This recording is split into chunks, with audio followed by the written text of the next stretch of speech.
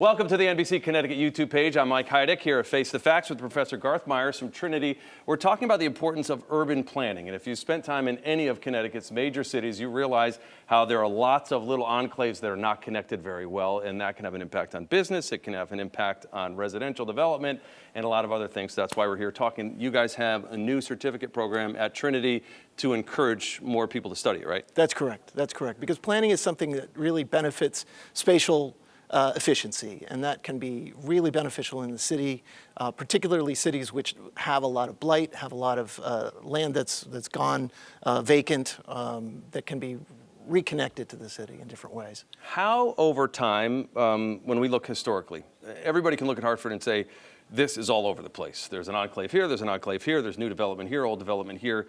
How did all that start? Was it just because they needed commerce close to the river? Is that why? And then highways came into effect? Like, how are we so disjointed?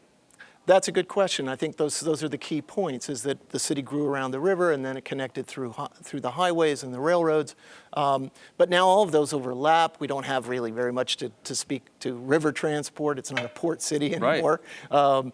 And the highways have a lot of renewal that needs to happen to them. And I think planning, and in the Hartford case in particular, planning is going to be crucial to figure out what we do with this intersection between 91 and 84. And hopefully our students will be a part of that. Well, when Representative Larson said, we need a tunnel in Hartford, people gasped and like, right, we're never going to be able to pay that. That's not going to happen.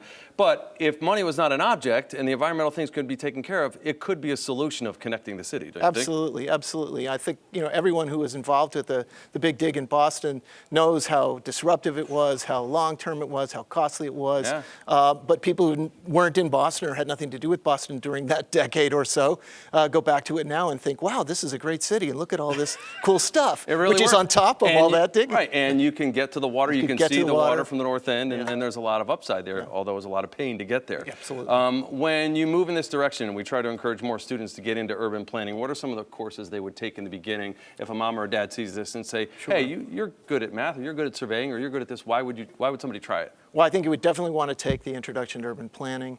We also have a practicum course. One of the directions that geography and urban planning are going is towards computer learning, and we have a geographic information systems program, and that is something that's crucial to planning today. And keeping people planning here would have a lot of work here if they decided to choose that. Absolutely, absolutely, because we have a lot of students who do our urban studies undergraduate degree and go into planning, and there's no place for them to study it in the state. Got it. Professor Garth Myers from Trinity, we appreciate your time this morning. Thank you. Thanks for joining us on Face the Facts. All right.